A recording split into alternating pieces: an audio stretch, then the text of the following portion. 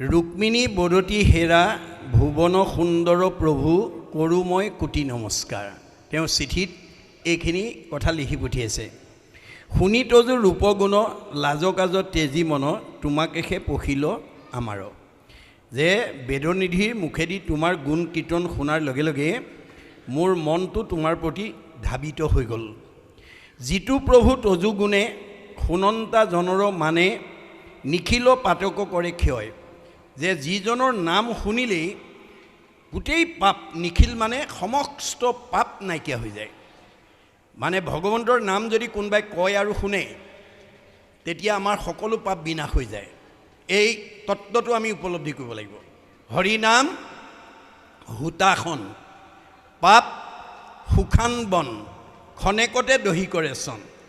ভগৱানৰ নামটো শুকান বনৰ লগত তুলনা কৰিছে।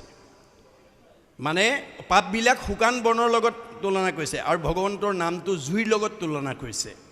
শুকান বনত জুই লাগিলে যেনেকৈ তৎক্ষণাৎ পুৰি যায়, ভগৱন্তৰ নাম উচ্চাৰণ কৰাৰ লগে লগে আমাৰ সেই সময়লৈকে হোৱা পাপবিলাক নাশ হৈ যায়।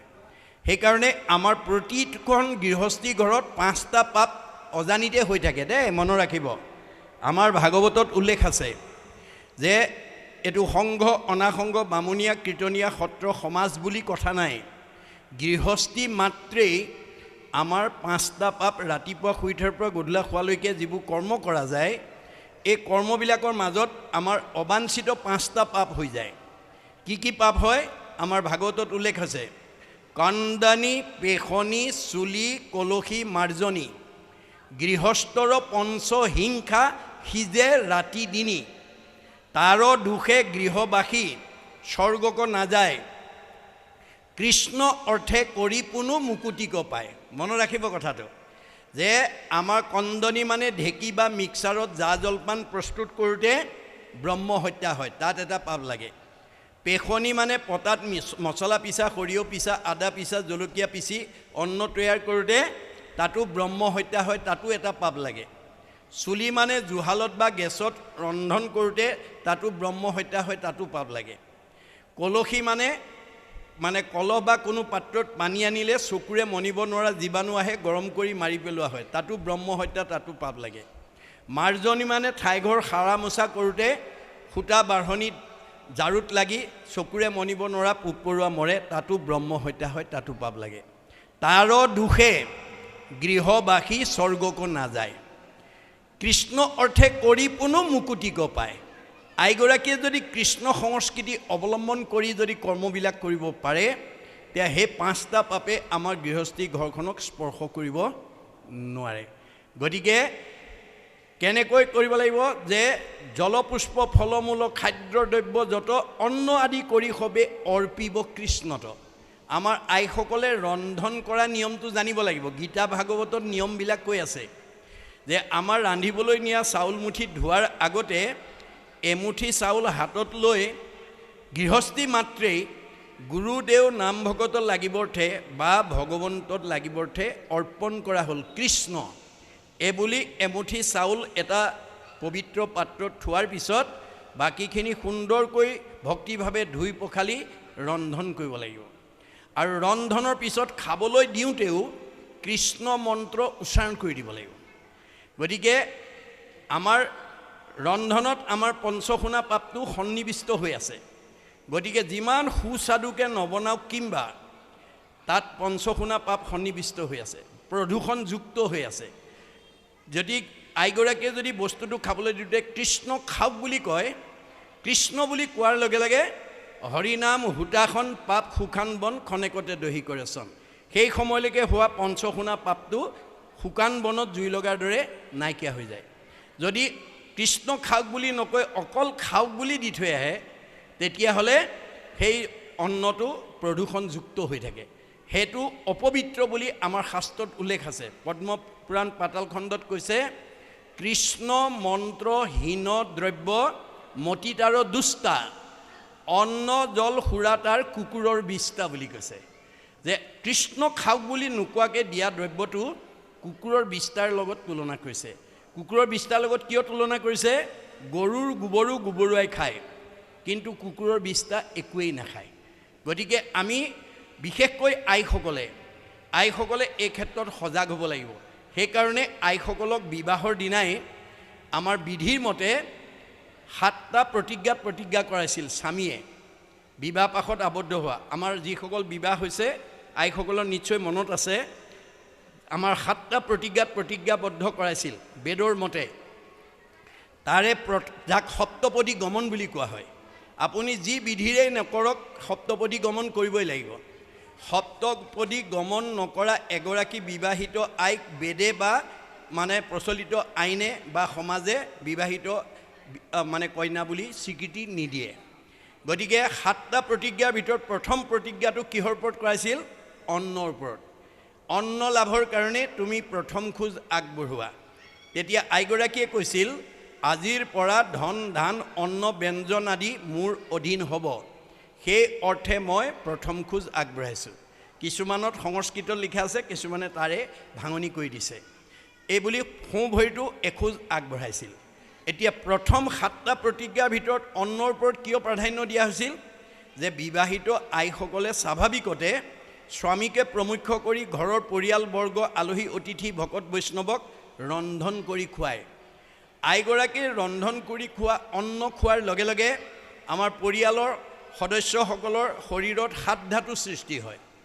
অন্ন খালে প্ৰথমতে ৰসৰ পৰা তেজ, তেজৰ পৰা মাংস, মাংসৰ পৰা মেদৰ পৰা হাড়ৰ পৰা মজ্জাৰ পৰা শুক্ৰৰ পৰা সন্তান জন্ম হয়। তে অন্ন শুদ্ধ হ'লে ব্ৰহ্ম শুদ্ধ হ'ব, ব্ৰহ্ম শুদ্ধ হ'লে সতী সন্তান শুদ্ধ হ'ব। যে ব্ৰহ্মৰ উৎস অন্ন, পুত্ৰৰ উৎস ব্ৰহ্ম, ইটোৰ লগত সিটো নিবিড় সম্পৰ্ক। গতিকে আইসকলে এই 5টা পাপৰ পৰা জীৱকেইটাক উদ্ধাৰ কৰিবৰ কাৰণে কৃষ্ণত অৰ্পণ কৰি কৰ্মবিলাক কৰিব লাগিব। যে এমুঠিকৈ কৃষ্ণৰ নামত থওঁতে এদিন পাত্ৰটো ভৰ্তি হ'ব। সেইটো বিক্ৰী কৰি যদি নামঘৰৰ ৰাইজৰ নামঘৰলৈ হওক, ঘৰৰ গুৰুগৃহত হওক, দুখীয়া মানুহ বা কোনো বিপদগ্ৰস্ত মানুহক যদি সহায় কৰে, তাৰ পৰাও আপোনাৰ পুণ্য হ'ব। পৰোপকাৰে পুণ্যম। অন্নও শুদ্ধ হ'ল, দুইটা ফলত আমাৰ কৃতকাৰ্য হ'ল। আৰু সেইটো যদি নকৰে তেতিয়াহ'লে পঞ্চশুনা পাপে আমাৰ গৃহস্থী ঘৰখনক এৰা নিদিয়ে। এই কথা আমাক ভাগৱতে কৈছে। সেইকাৰণে আইসকল বেছি নীতি সদাচাৰী হ'ব লাগে। আমাৰ যিখন ঘৰৰ আইসকল ঈশ্বৰ ভক্তিপৰায়ণ হ'ব, যিখন সমাজৰ আইসকল ঈশ্বৰ ভক্তিপৰায়ণ হ'ব, সেইখন ঘৰ সেইখন সমাজৰ সকলো তেওঁ আইসকলটো উদ্ধাৰ হ'বই, সেই সকলো পুৰুষৰ চতুৰ্বৰ্গ সাধন কৰিব। আমাৰ ঋকবেদত কৈছে, ন গৃহম ইতি আহু গৃহিণী গৃহম উচ্যতে তয়াহি সহিতা সৰ্বান পুৰুষায়ম সমশ্নুতে। যিখন ঘৰৰ যিখন সমাজৰ আইসকল ঈশ্বৰ ভক্তিপৰায়ণ হ'ব, তেওঁ নিজেতো উদ্ধাৰ হ'বই, সকলো পুৰুষৰ চতুৰ্বৰ্গ সাধন কৰিব। আৰু যদি আইসকল ঈশ্বৰ ভক্তি বিমুখী হয়, তেতিয়াহ'লে ঘৰ আৰু সমাজৰ পৰিৱেশ কি হ'ব? মহাভাৰতৰ বন পৰ্বত কৈছে, জৈছ ভাৰ্যা গৃহে নাস্তি সাধীসা পুণ্যচাৰিতা অৰণ্যং তেন গন্তব্যং যথা অৰণ্যং তথা গৃহম। ঘৰ গুচি বাঁহতল হ'ব। আইসকলৰ ইমান পাৱাৰ আছে, ইমান শক্তি আছে। ইচ্ছা কৰিলে ঘৰ গুচি বৈকুণ্ঠলৈ উত্তৰণ কৰিব পাৰে, ইচ্ছা কৰিলে ঘৰ গুচি বাঁহতল কৰিব পাৰে। এতিয়া আমি বাঁহতল হোৱাটো কোনেও নিবিচাৰোঁ, আমি মানে বৈকুণ্ঠ হোৱাটো বিচাৰোঁ। তে বৈকুণ্ঠলৈ উত্তৰণ কৰিবলৈ হ'লে আমাৰ আইসকলৰ সেই মহিয়সী নাৰীসকলৰ দৰে আদৰ্শবিলাক থাকিব লাগিব।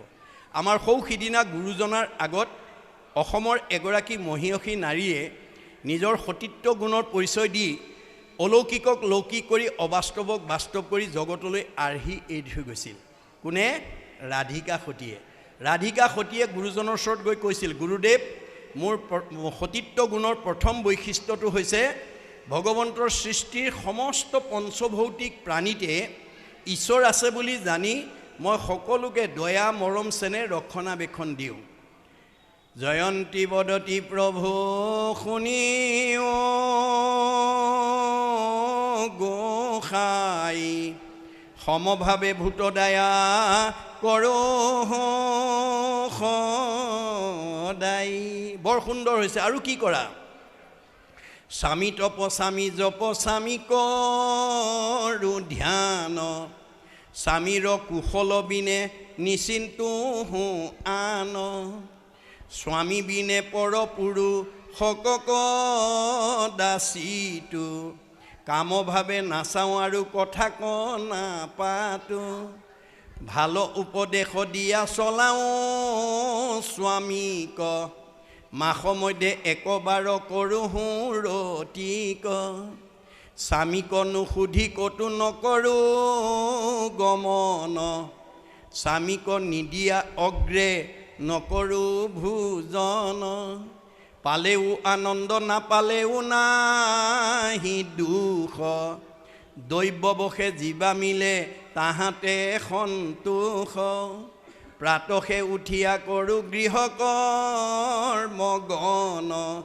বাহিৰে ভিতৰে কৰোঁ গোময় সিঞ্চন যদি স্বামী মন্দ কৰ্ম কৰে আচৰণ মিষ্ট বাক্য কৰি তাক কৰোঁ নিবাৰণ মোৰ স্বামীয়ে যদি মোৰ চকুৰ আগত কিবা ভুল কাম কৰা দেখোঁ গুৰুদেৱ মই মধুৰ বাণীৰে সাৱলীল ভাষাৰে তেওঁক মই ভুল পথৰ পৰা শুদ্ধ পথলৈ অনাৰ চেষ্টা কৰোঁ কেনেকুৱা ভুল পথত গ'লে তুমি অগ্ৰাধিকাৰ দিয়া বোলে যদি কলি থকা ঠাইলৈ যায় কলি ক'ত থাকে পৰীক্ষিতে কলিক নিৰ্গ্ৰহ কৰোঁতে প্ৰধানকৈ 4টা ঠাই দিছিল নিৰ্পতি বুলন্ত কলি তোক দিলোঁ স্থান জৈত খেলে জুৱা পাশা কৰে মদ্যপান স্ত্ৰী পঞ্চ শুনা গৃহস্থৰ থাকে জৈত এই 4 স্থান দিলোঁ বংশ গয়াতৈত কলিক প্ৰধানকৈ 4টা ঠাই দিছে পৰীক্ষিতে মদ ভাং খোৱা জুৱা পাশা খেলা পৰস্ত্ৰী আসক্ত হিংসা ধৰ্ম তুমি মদ খোৱাত কিয় বাধা দিয়া মাদ্যতি যত তত মদ্যম মদ খালে নিচা লাগে বুদ্ধি লুম্পতি যত দ্ৰব্যম মদকাৰী তদচ্ছতে মদ খালে মানে সৎবুদ্ধি বিনাশ হয় অসৎবুদ্ধিৰ ফালে গতি কৰে মোৰ স্বামীয়ে নিচাযুক্ত বস্তু খায় সৎবুদ্ধিৰ পৰা অসৎবুদ্ধিলৈ যাতে যাব লগা নহয় তাৰ কাৰণে মই তেওঁক বাধা দিওঁ কাৰণ বিবাহ সম্বন্ধে পুৰুষৰ অৰ্ধাংগিনী স্বামী বুলি ধৰ্ম কৰ্ম পাই অৰ্ধখিনি মই বিবাহপাশত আবদ্ধ হোৱাৰ দিনাখনেই স্বামীৰ মই অৰ্ধাংগিনী ৰূপে মানে পৰিগণিত হ'লোঁ গতিকে পাপ পুণ্যৰ আধা মই ভোগ কৰিব লাগে যদি স্বামীয়ে কিবা পাপ কৰে তাৰ আধা মই ভোগ কৰিব লাগিব যদি পুণ্য কৰে মই আধা ভোগ কৰিব লাগিব মই পাপ কৰিলে স্বামীয়ে আধা ভোগ কৰিব লাগিব মই ভুল পুণ্য কৰিলে স্বামীয়ে আধা পৰে বাস্তৱত যেনেকৈ এজন ডাক্তৰে বিয়া কৰা মানুহজনীক আমি কি বুলি কওঁ ডাক্তৰণী মাষ্টৰে বিয়া কৰালে মাষ্টৰণী আচলতে তেওঁ ডাক্তৰণী বা মাষ্টৰণী হয় জানো নহয় ডাক্তৰে বিয়া কৰাৰ কাৰণে আধা উপাধি পাই যায় ডাক্তৰণী মাষ্টৰে বিয়া কৰালে মাষ্টৰণী শইকীয়াই বিয়া কৰালে শইকীয়ানী বৰাই বিয়া কৰালে বৰানী গতিকে এইটো বাস্তৱত যেনেকৈ আমাৰ আধা পুণ্য পায় তিনিকে আধ্যাত্মিকভাৱেও যদি পাপ পুণ্য কৰে আধা আধা মানে স্বামীয়ে ভুল কৰিলে ভাৰ্যা তাৰ লগত জড়িত হৈ থাকে ভাৰ্যাই কিবা ভুল কৰিলে স্বামী তাৰ লগত জড়িত হৈ থাকে সেইকাৰণে মোৰ স্বামীয়ে ভুল কৰাৰ পৰিণতি যাতে মই ভোগ কৰিব নালাগে তাৰ কাৰণে মই অগ্ৰাধিকাৰ বৰ সুন্দৰ হৈছে যোৱা তুমি পানী আনা 3টা কাঠিৰ এপল পানী এপল মাটি ব্ৰহ্মপুত্ৰৰ পৰা আনি টেম্বনিত পেলাই দিয়া গুৰুজনাৰ নিৰ্দেশ পাই তেওঁ যেতিয়া যুগবলে ব্ৰহ্মপুত্ৰৰ পৰা 3টা কাঠিৰ এপল পানী উঠাই আনিলে প্ৰথমবাৰ তেওঁ 4 আঙুল পানী কমি আহিলে তেতিয়া গুৰুজনে মাতি আনি সুধিলে ৰবা ৰাধিকা তুমি মোক বহুত ভাল কাম কৰোঁ বুলি ক'লা পিছে তুমি জীৱনত বহুত কিবা বেয়া কামো কৰিছা কি কৰিছা মোক কোৱা তেতিয়া তেওঁ জীৱনত কৰা বেয়া কামটোৰ সম্পৰ্কে গুৰুজনৰ আগত কেনেকৈ ক'লে নমস্কাৰ কৰি বোলে শুনিও কবাপ কৰি আছোঁ মই এক গুৰুত্বৰ পাপ মই জীৱনত এটা গুৰুত্বৰ পাপ কৰিছোঁ কি পাপ আমাৰ স্বামী এন্তে গৃহে নাহি কয় বহিনী জমাই আহি গৃহে মিলি লয় মোৰ স্বামী নথকা এটা দিনত ভনী জোৱাই আহিলে আমাৰ আৰ্থিক দুৰৱস্থা আমি নিতেও ভাত ৰান্ধি পাত কাটি ভাত খাওঁ ভাতৰ ৰান্ধি আছোঁ পাত কাটি দেউতা নাই তাক কাটি বাক কাচি দিলোঁ পেলাই গতিকে পাত কাটিবৰ কাৰণে অন্য মানুহ নথকাৰ কাৰণে ভনী জোৱাইকে পাত কেইখিলামান কাটি আনা বুলি পেলাই ভিতৰৰ পৰা লৰালৰিকৈ আহি কাঁচিখন দলিয়াই দিওঁতে বতাহত উৰণিখন খহি গ'ল কাচি দেওঁতে মূৰ মুখ জমাই দেখিল এহি গুটি পাপ বাপ আমাৰ সিজিল দিয়ে বতাহত উৰণিখন খহি যাওঁতে ভনী জোৱাইও মোৰ মুখখন দেখিলে আৰু ময়ো ভনী জোৱাইৰ মুখখন দেখিলোঁ গুৰুজনাৰ দিনত জেঠাহুৱেকে ভনীজোৱাইৰ মুখলৈ চাই, ভনীজোৱাইকেও জেঠাহুৰ মুখলৈ চাই কথা পতাৰ নিয়মটো কঠোৰ আছিল। আজিকালি শিথিল হৈছে, কিন্তু উৰণি প্ৰথাটো আজিও আমাৰ সমাজত আছে। বিবাহপাশত আবদ্ধ হ'লে উৰণিখন আমাৰ লোৱা হয়, কিয়? জ্যেষ্ঠজনক সন্মানৰ প্ৰতীক। এতিয়া গুৰুজনে ক'লে, ঠিক আছে, তোমাৰ সেই দুখটো মই খণ্ডন কৰিছোঁ, যোৱা তুমি পানী আনা। এই দ্বিতীয়বাৰ আনোতে 4 আঙুল বেছিকৈ আহিলে আৰু 3টা কাঠিৰ এপল পানী আৰু এপল মাটি যুগবলে আনি টেম্বনি জানত পেলাই দিয়াৰ লগে লগে বুৱতী নদী বন্ধ হৈ গ'ল। এগৰাকী আইৰ সতীত্ব গুণে যদি বুৱতী নদী বন্ধ কৰিব পাৰে, আমাৰ পৰিয়াল, আমাৰ ঘৰ, আমাৰ পৰিৱেশটো ভাল কৰিব নোৱাৰিব কিয়? সেইকাৰণে আমাৰ আইসকলে এখন ঘৰ, এটা পৰিয়াল, এখন সমাজ সুন্দৰকৈ পৰিচালনা কৰিবৰ কাৰণে আমাৰ গীতাৰ মতে ভগৱানে অৰ্জুনক কৈছে, যিসকল আইৰ গাত 7টা সদ্গুণ থাকিব, তেওঁ নিজেও উদ্ধাৰ হ'ব, ঘৰখনৰ পৰিয়াল সমাজক উদ্ধাৰ কৰিব, আগুৱাই লৈ যাব। আপোনালোকে এটা কথা শুনি আজি আনন্দ পাব যে অসমৰ ধুবুৰীৰ পৰা শদিয়ালৈকে বিভিন্ন ডিষ্ট্ৰিক্টত আমি এই গুৰুজন্ম প্ৰসাৰ কৰি এটা শুভ লক্ষণ দেখা পাইছোঁ। সেইটোৱে হৈছে কি, এতিয়া আপোনালোকে সেৱা সকামেই বোলক, ধৰ্মালোচনী সভাই বোলক, ভাগৱত ব্যাখ্যাই বোলক, যিকোনো অনুষ্ঠানলৈ এতিয়া আমাৰ পুৰুষতকৈ মহিলাৰ উপস্থিতিটো বেছি হৈছে। আজি যদি উত্তৰ বিচাৰে সেইটোৱে পাব। গতিকে এইটো আমাৰ কাৰণে শুভ লক্ষণ। আইসকল যদি ভক্তি মাৰ্গলৈ গুচি আহে, তেতিয়াহ'লে আমাৰ পৰিয়াল, সমাজ, আমাৰ পৰিৱেশটো আগবাঢ়ি গুচি যাব। গতিকে আইসকলৰ গাত 7টা গুণ থাকিব। আজি ইয়াত থকাসকলৰ যদি কাৰোবাৰ গাত 7টা গুণেই আছে, ভাগ্যৱতী মহিলা দেই। যদি কমি আছে পুৰাই ল'ব, মই কৈ দিওঁ। আৰু এই কথাকেইটা আপোনালোকে ছোৱালীবিলাকক বেছিকৈ ক'ব দেই, কাৰণ আমাৰ জৱাহৰলাল নেহৰুৱে এটা মন্তব্য কৰি থৈ গৈছে, if you educate a boy, you educate individual only, if you educate a girl, you educate the entire family. আপুনি যদি ল'ৰাক কিবা এটা শিক্ষা দিয়ে, ব্যক্তিগত শিক্ষা দিয়া হ'ব, কিন্তু এজনী ছোৱালীক যদি শিক্ষা দিয়ে, ভৱিষ্যত পৰিয়ালটোৰ কাৰণে উপকাৰ হ'ব। সেইকাৰণে আমি এই নীতি আদৰ্শ কথাবিলাক ছোৱালীবিলাকক বেছিকৈ ক'ব লাগে। যাৰ কাৰণে জনক ৰজাই সীতাক শ্ৰীৰামচন্দ্ৰলৈ বিয়া দিওঁতে এই নীতি শিক্ষা কৈ পঠিয়াইছে, কি বুলি? আই সীতা, তুমি মোৰ যোনিজাত সন্তান নোহোৱা, তোমাক মই যজ্ঞভূমিত লাভ কৰিছোঁ। যদিও যজ্ঞভূমিত লাভ কৰিছোঁ, তুমি পিতৃ মাতৃ অতি মৰমৰ, অতি স্নেহৰ, অতি আদৰৰ। অজুনিকা তোমাকো লভিলোঁ যজ্ঞভূমি, পিতৃৰ মাতৃৰ প্ৰিয়তম জীৱ তুমি। তুমি মোৰ পিতৃ মাতৃ এজনী মৰমৰ ছোৱালী। ত্ৰিভুৱনৰ নিৰূপমা তুমি মহাসতী, পৰম দুৰ্লভ আতি লভিলা সুপতি। তুমি ত্ৰিভুৱনৰ ভিতৰতে এজনী ধুনীয়া ছোৱালী আৰু এজন সুন্দৰ স্বামীৰ তুমি সান্নিধ্য পালা। আই সীতা, স্বামীৰ সান্নিধ্য পালেই নহ'ব, তোমাৰ দায়িত্ব আৰু কৰ্তব্য আছে। কি? সতী স্ত্ৰী সকলৰ স্বামীহে ভূষণ, কদাচিতো নলংঘিবা স্বামীৰ বচন। তুমি সতী তিৰোতা হিচাপে তোমাৰ প্ৰথম অলংকাৰ হ'ব স্বামী ভক্তি। স্বামীৰ বাক্য কেতিয়াও উলংঘা নকৰিবা, স্বামীক নুসুধাকৈ ক'লৈকো নাযাবা, স্বামীৰ মনত আঘাত পোৱাকৈ কোনো বাক্য নিক্ষেপ নকৰিবা। অকল স্বামী সেৱাতে আবদ্ধ নাথাকিবা, একচিত্তে সেৱা কৰি বাহা সৰ্বক্ষণে, কৰিবা শুশ্ৰূষা শহু শাহুৰৰ চৰণে। তুমি স্বামীৰ উপৰি যদি শহুৰ শাহুৰ আছে, তেওঁলোককো যথোচিত শ্ৰদ্ধা ভক্তি কৰিবা। অকল তাতেই সীমাবদ্ধ নাৰাখিবা, নকৰিবা অৱহেলা দেউৰ সবক, কৰিবা হা দয়া আতি সমস্তজনক। ঘৰখনত থকা দেউৰ, ননন্দী, জেঠাল, বৰ্জনা যি আছে, সকলোকে তুমি যথোচিত শ্ৰদ্ধা ভক্তি মৰম চেনেহ কৰিবা। তেতিয়া কি হ'ব? তেবে তজু শুদ্ধ যশ বাঢ়িব সংসাৰে, ইহপৰ লোকে সুখ মিলিব তোমাৰে। তেতিয়া তোমাৰ আচৰণ ব্যৱহাৰ মৰম চেনেহত সন্তুষ্ট হৈ শহুৰ শাহুৰে সমাজত ক'ব, মই চিপাহী গাঁৱৰ পৰা এজনী বৰ ভাল বোৱাৰী বিয়া কৰাই আনিলোঁ।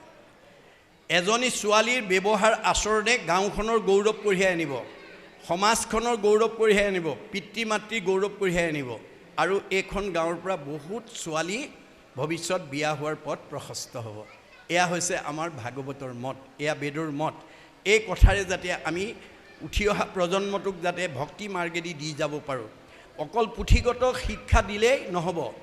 আজি বহুত পিতৃ মাতৃয়ে কোনোবা ছোৱালীক doctorate degree, doctor, engineer, officer বা হেড মাষ্টৰণী, ডাক্তৰণী, নাৰ্ছনী কৰি পঠিয়াইছে, কিন্তু চিপাহী গাঁৱৰ দৰে ভাগৱতৰ তত্ত্ব নজনাৰ কাৰণে সেইসকল ডিগ্ৰীধাৰী ছোৱালীয়ে গৈ ডিগ্ৰীক প্ৰাধান্য দি যদি আগৰ দিনৰ LP স্কুল ME স্কুলত পঢ়োৱা শহুৰ শাহুৰক যদি অৱজ্ঞা কৰে অনিহা কৰে তেতিয়াহ'লে তেওঁ লৈ যোৱা ডিগ্ৰীটোৱে তেওঁ কেতিয়াও প্ৰিয় মানে শহুৰ শাহুৰ প্ৰিয় কৰিব নোৱাৰিব গতিকে আমাৰ পুথিগত জ্ঞানৰ লগত আমি আধ্যাত্মিক আৰু নৈতিক জ্ঞানটো দিব লাগিব তেতিয়াহে আমাৰ প্ৰকৃত মানৱ সম্পদ হিচাপে আমি গঢ়ি তোলা হ'ব যাৰ কাৰণে প্ৰাচাত্য শিক্ষাবিদ ৰাইবানে কৈছিল for all round development of student religious education is essential এজন ল'ৰাক সৰ্বাংগ সুন্দৰ মানে সকলো ফালৰ পৰা পূৰ্ণাংগ ছাত্ৰ বা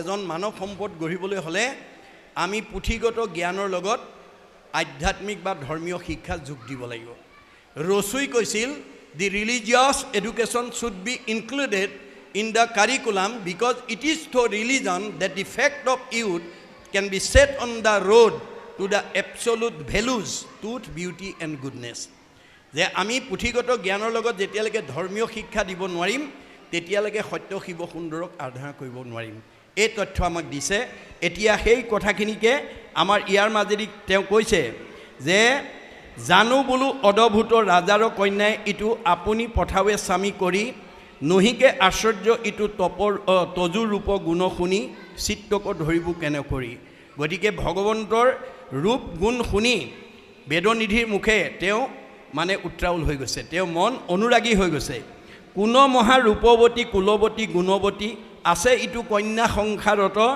কন্যাকালে তুমি হেন সমান স্বামীক পাই নভজিয়া ভজিব আনত যে কোন ৰূপৱতী গুণৱতী এনেকুৱা ছোৱালী আছে যি তোমাৰ গুণৰ কথা শুনি তোমাক নভজাকৈ থাকিব পাৰিব কুলে শিলে ৰূপে গুণে তৰুণ বয়স ধনে প্ৰভাৱে তোমাক মন সম নাই এতেকে তোমাক মই নিশ্চয় বৰিলোঁ স্বামী দেহাক অৰ্পিলোঁ তজু পাই যে এতিয়া মই সকলো মন চিত তোমাৰ ওচৰত অৰ্পণ কৰিলোঁ হেন জানি দাসী কৰি প্ৰভু মোক নিয়া হৰি আপুনি আশিয়া বাহুবলে যে তুমি এতিয়া নিজৰ বাহুবলেৰে আহি মোক হৰণ কৰি লৈ যোৱা নহ'লে আৰু বিকল্প নাই প্ৰমত্ত সিংহৰ ভাগ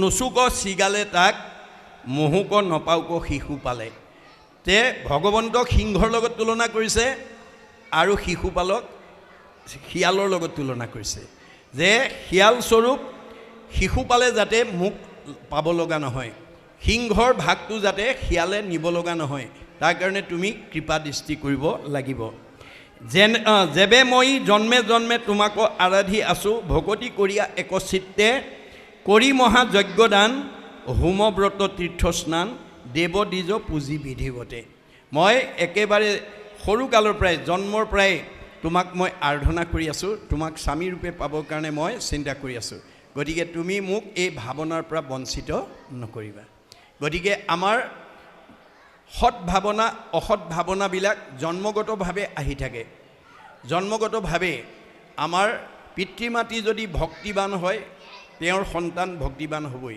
পিতৃ মাতৃ যদি ভক্তিহীন হয় তেতিয়াহ'লে তেওঁৰ সন্তানো ভক্তিহীন হ'বই এইটো স্বাভাৱিকতে আমাৰ বংশগতভাৱে স্বভাৱগতভাৱে আহি থকা কথা গতিকে এতিয়া তেওঁ কৈছে যে মই জন্মগতভাৱে জন্মৰ পৰাই তোমাক আৰাধনা কৰি আছোঁ গতিকে মোৰ এই ভাৱনাৰ পৰা যাতে তুমি মোক বঞ্চিত নকৰা এয়া আছিল ৰুক্মিণীৰ চিঠিখনৰ মানে কথা এইখিনিলৈকে আমাক কৈছে এই পৰৱৰ্তী পদে কি ক'ব আমি আকৌ পুনৰ পদবন্ধে আলোচনা কৰিম বাহক ৰামে তেবে আখি